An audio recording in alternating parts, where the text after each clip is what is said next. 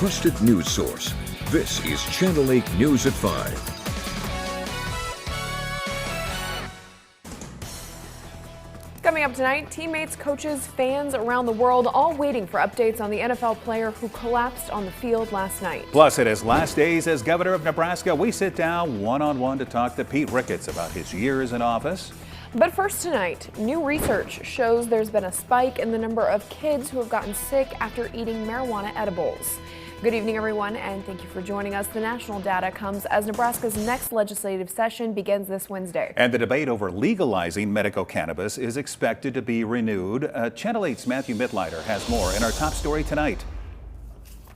The new study from the journal Pediatrics says there were over 7,000 confirmed cases of children under the age of 6 who ate marijuana edibles between 2017 and 2021, according to the nation's poison control centers. Nearly a quarter of those children ended up in a hospital, and some were seriously ill. The analysis also shows that the number of reports have gone up from roughly 200 per year to more than 3,000. The jump in cases happened at the same time as more states have legalized both medical and recreational cannabis. Advocates for legalization say despite the risks, they still think it should be made legal for medicinal use. Right now, the substance is illegal in Nebraska, and people can still get a hold of it. So legalizing it would actually make it so that there's more regulation and then also more control over who has access. Some are calling for laws to make edibles look less appealing to kids. Advocates say adjusting packaging and making warnings more clear, similar to alcohol and tobacco, could help keep these substances out of the hands of children. Tobacco companies can't advertise to kids or package things in a certain way, and they just, restricted, the Juul thing, because they felt like it was marketed to teens and youth. We could get around a packaging issue. Governor Pete Ricketts has previously stated his opposition to the legalization of marijuana, saying after it was legalized in Colorado, there was increased criminal activity and users who abused the drug. He says the FDA determines whether a drug constitutes safe and effective medical treatment, and any legalization efforts outside their approval process puts Nebraskans at risk. So this is a dangerous drug that will impact our kids. If you legalize marijuana, you're going to kill your kids. Senators Jen Day and Anna Wishart have said that they're planning to introduce new legislation in the upcoming session to legalize medical marijuana in Nebraska after 2 ballot initiatives failed last year. County Attorney Pat Condon says while he won't be publicly supporting or opposing the legalization of marijuana, he is open to advising the senators about the details of their proposals as they move forward. Reporting in Lincoln, Matthew Mittleider, Channel 8 News. Now keep in mind, Nebraska, Kansas, and Idaho are the only states that do not allow access to marijuana at all. 47 states allow marijuana for medical purposes, and 21 states have gone a step further, permitting recreational use. The People's City Mission is launching a new program to help people suffering from drug relapses. The program will also help them find housing and jobs. It's scheduled to start January 16th. The goal is to provide anyone in the community a space to live and work on their addiction concerns, especially those worried about relapsing or those who have relapsed and want help. The People's City Mission will house 15 participants, with 5 of them being female. And we just figured that we have the room and the space to do that. We have the trained counselors here that will be doing the groups in the classes here, and we just feel that we want to help with this situation.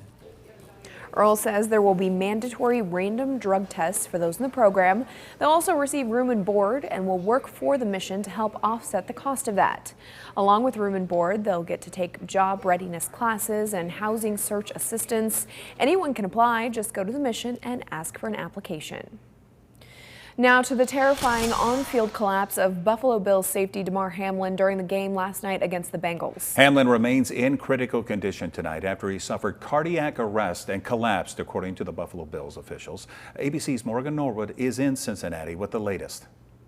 teammates, coaches, and fans, along with millions around the world, waiting for updates on Damar Hamlin, the 24-year-old Buffalo Bills safety who went into cardiac arrest following a terrifying collapse during Monday Night Football. This is the last thing you want to see. Hamlin went down shortly after a hit with Bengals wide receiver T. Higgins. Hamlin quickly got up after the tackle for about 3 seconds, but took 2 steps before collapsing back onto the turf. Medics rushing him to University of Cincinnati Hospital after performing CPR for several minutes. I think we're seeing and hearing a tremendous amount of speculation about what could cause a sudden cardiac arrest. I think the question is, was this a primary cardiac event? Was it a primary neurologic event, or a combination? His mother watching the collapse from the stands, now at his hospital bedside. Medical experts saying the next 12 to 24 hours will be crucial. You know, he's fighting, he's a fighter. The family's in good spirits. We're honestly just taking it minute by minute, hour by hour. Meanwhile, support pouring in from the sports world and beyond. The Bills tweeting a montage of messages rallying behind Hamlin, and the Bengals owner also echoing support. Outside UC Hospital overnight, fans bringing cards, flowers, and candles. And for those who couldn't support physically, there was a financial outpouring. This GoFundMe raising money for a toy drive in Hamlin's community skyrocketing, now millions of dollars beyond its initial goal. And the NFL says it is in contact with Hamlin's medical team. The NFL commissioner also says the gameplay between the Bengals and the Bills will not resume this week. I'm Morgan Norwood, ABC News, Cincinnati. And whether it's the pros or even high school sports, we all know being an athlete comes with some risks. And as we saw last night, being prepared for a medical emergency is key. Channel 8's Jatine Tinsley is in the studio with more on that. Jatine? Well, on the heels of Bills football player Damar Hamlin's collapse on the field, parents want to know how safe their kids are while engaging in sporting activities. How much risk do student athletes face, and what are the best protections to use in case of an emergency? While all sporting activities contain some inherent risk, for the most part, healthy individuals can get in the game without looming fear of injury.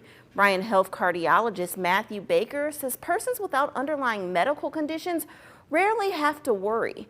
But when the inevitable does happen on the field, the most important thing is to know what to do and to have the necessary equipment at hand. Just underscores the importance of knowing CPR and basic life support. But more importantly than that, I think the message is the importance of external defibrillators. So throughout lots of public places now, there's automatic external defibrillators, or AEDs, stationed, and knowing where those are at in situations of athletics is something that there's been a lot of focus on, even around the state of Nebraska and high schools. Dr. Baker says taking swift action is key. The more time lapse between the injury and medical services can turn a bad situation into a deadly one. It's important to note that everyone can benefit from learning CPR. And earlier today, we spoke with the Nebraska School Athletic Activities Association, who outlined their comprehensive plan that they have for Nebraskan student athletes. Join us back here at 6 to learn how the NSAA is helping keep your kids safe while getting in the game. All right, Jatine, thank you very much. It is time to check in with Chief Meteorologist Rusty Dawkins. He has your first forecast. Things are kind of settling down a little bit, Rusty? A little bit, yeah. It took you coming back to work for everything to just kind of quiet down. You're welcome. We appreciate it. Did see some much needed moisture. It just came in the form of a lot of snow in some spots. Not quite done yet, but we're almost there. We have winter storm warnings and winter weather advisories that are in place through 6 p.m. So another 45 to 50 minutes left on these. It's coming to an end. The snow is still out there. Some light snow showers, a few flurries in north central and northeastern Nebraska as this low pressure system wraps itself out of here, and we'll be left with anywhere from partly to mostly cloudy skies. Outside right now, Beatrice is cloudy with Schoen's Roofing Cam at South 6th Street and Perkins. Just kind of a quiet, chilly afternoon. 29 degrees in Beatrice, 29 also in Wymore, 30 in Nebraska City, 29 in the capital city. So just about everybody in the middle and upper 20s to around 30 degrees, which for a January day, that's about right. The wind speed a little gusty in north central and central Nebraska, out of the north at 20 to 25 miles per hour sustained. So we do have a little bit of a wind chill out there, which we'll look at here in a few minutes. Temperatures, though, shouldn't fall off too much tonight. In fact, they'll probably hover in the middle and upper 20s as we get towards 6 a.m. and then we won't warm up a whole lot tomorrow, but we'll try. We'll give a go for that 32-degree mark, the freezing mark, by tomorrow afternoon. So we are going to see kind of a chilly day, but there are some warmer temperatures in the 10-day forecast. Not much in the way of precipitation, though. We get a long break from the snowfall potential, but we'll talk about that in a couple of minutes. Thank you, Rusty. Earlier today, Channel 8's Mackenzie Johnson was able to speak with Governor Pete Ricketts as he looks back on his time in office. In just 2 days, Governor-elect Jim Pillen will take office. But this may not be the end of Ricketts' time serving Nebraska. He spoke with us about the possibility he will be chosen to take Senator Ben Sass's position in Congress. Well, first of all, I have loved the job being governor. It's a privilege and honor to be able to do it, and I'd love to have opportunities to be able to continue to serve the people of Nebraska. I've applied for the job of U.S. Senate. That'll obviously up to Jim Pillen to make that decision. So one step at a time. I got to go through the interview process like everybody else, and we'll see what happens. And we'll have more again from Governor Ricketts tonight at 6 and 10 o'clock. And speaking of Ben Sasse, he gave his farewell address on the Senate floor this afternoon. He's leaving to become the next president of the University of Florida. Here's part of what he had to say today. And I will remain grateful for all that I've learned from the folks who do more to feed the world than any people, any time or place in all of human history, quite literally. I know that I speak for my team as well, some here on the floor for the first time, some in the gallery, in saying to Nebraskans, thank you for these 8 years. Now, Sasse will officially resign this weekend, and as we recently said here, Governor-elect Jim Pillen will then select Sasse's replacement to serve the next 2 years in office. And staying on Capitol Hill now, where GOP leader Kevin McCarthy failed to clinch the votes needed to become the new House Speaker in the first 3 rounds of voting. Yeah, it was an historic moment. For the first time in 100 years, a candidate has not won the speakership on the first ballot. ABC's Faith Bube is in Washington with the latest. A remarkable and embarrassing first-round loss for Kevin McCarthy, as 19 of his fellow House Republicans voted against him becoming Speaker of the 118th Congress. McCarthy pulling in fewer votes in the first stage than Democratic leader Hakeem Jeffries, whose caucus was united behind him. The GOP leader remains defiant. Look, I have the record for the longest speech ever on the floor. I don't have a problem getting a record for the most votes for Speaker, too. Sources tell ABC News in a fiery closed-door speech ahead of the vote, McCarthy told his Republican conference that he plans to keep pushing for the speakership until the last of his detractors vote for him.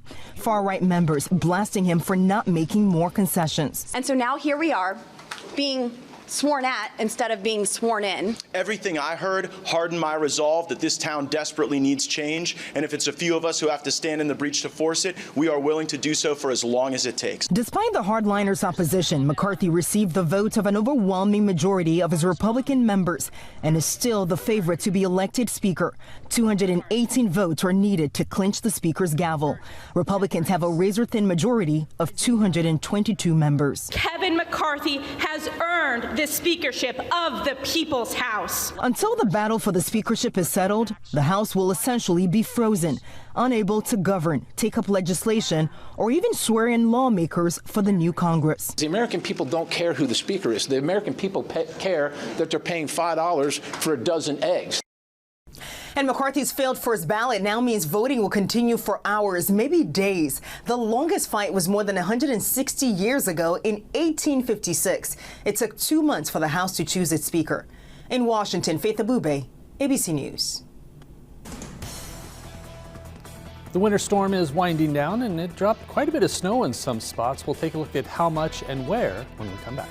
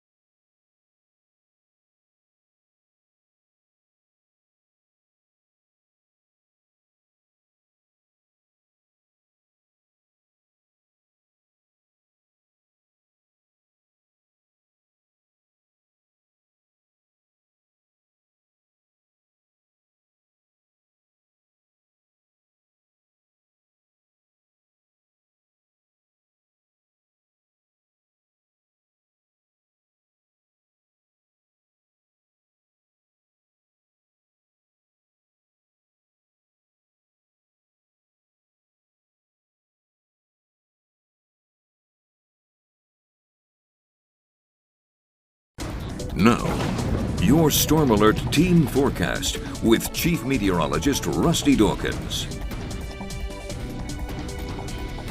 Some snowfall was had in north central and parts of western Nebraska. I'm going to show you a couple of photos. This from a Twitter friend, Mike, northeast of O'Neill. He stuck the stick in the snow, and I had to kind of zoom in and look. 18 inches. Goodness. 18 inches of snow. They'll be digging out for a while. He asked me to come on up and help him, so I'll be out there after the show. And this one from Chris and Mitchell. Look at that. Isn't that just gorgeous? This really pretty pictures. Look at all that snow and it's sticking to the trees like that. Gorgeous pictures, you guys. Thank you very much. Had a few more too, but I can only show a few of them at a time. Last 12 hours, snowfall reports look like this. Look at Vertal at 14 and a half. Near Atkinson, my brother lives out here. He said he was digging out for quite a while. Now O'Neill, one report of 8 inches, but again, northeast of O'Neill was quite a bit more. Then Norfolk had about 3.5. Platte Center had about 1 foot of snow on Oconto. Stapleton had 8 inches. Brady had 8.5 inches, and much less further south. Look, 2 inches there and 10 inches there. So it's sometimes snowfall can be a little, it's just like a thunderstorm. I mean, you could have a pouring rain on one side of the street, next to nothing on the other. Valentine had just over a foot. Merritt Dam had about 15 inches. Goodness, and Mullen, just 22 miles north of Mullen, had 9 inches. Outside though, no snow in Lincoln. There were some flurries today, but that was about it. Nothing really stuck. Southeast Community College at 84th and O at 29 degrees, 29 East Campus, 29 also at the airport, Yankee Hill Road at 28. Most of us in the upper 20s. Some lower and middle 20s out there too. Central City, Columbus in the lower and middle 20s. Hebron is about the only spot, except for Nebraska City and Falls City, in the lower 30s. Bit of a wind too, out of the north and west to anywhere from 13 to 16 to 26 miles per hour. So that will put a bite in the air. Teens for wind chill, 17 in Lincoln, Beatrice, Wahoo, Omaha, 14 in Columbus and Grand Island, 19 in Aurora. A little bit of flurry activity out there right now from Sioux City west to O'Neill, Norfolk, maybe a few flurries. This is all coming to an end. This high low pressure system well off to our east now is dragging everything with it, and we got some clear skies in southwestern Nebraska, maybe a couple of flurries south of Scotts Bluff there, but the heavy snow has come to an end, and we need the moisture. So once this all melts and it soaks into the ground, all the better. Stormcast isn't quite done with the snowfall yet. Just a couple of flurries lingering as we get towards early Wednesday morning, around 6, 7, 8 o'clock in the morning. Those should fizzle fast, and we'll be left with mostly to partly cloudy skies, some clearing, slow clearing. We're still on the edge, the very western edge of that low pressure system. So it'll take a little bit, but this will eventually move off to the east, and we'll see some sunshine on one side of the state, cold clouds on the other side. Winter storm warning, this continues through 6 p.m., so about another 40 minutes on this one. Winter weather advisory through 6 p.m. Tuesday as well, so it's coming to an end. Just still some slick spots out there, some packed roadways with some of the snowfall that fell, especially to our north. So temperatures tonight, you're looking at upper teens, lower middle 20s, 24 degrees in Lincoln, maybe some light snow, otherwise just cloudy. Northwest wind at 5 to 15 miles per hour. A few flurries on and off tonight into the day tomorrow. Temperatures struggle.